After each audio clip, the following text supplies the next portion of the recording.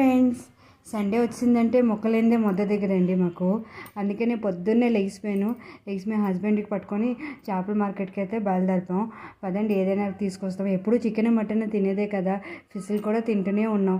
ఈసారి ఏదైనా వేరే తీసుకొద్దామని, రొయ్యలు కానీ పీతలు కానీ తీసుకొద్దామని అయితే చేపల మార్కెట్కి అయితే బయలుదేరిపాం.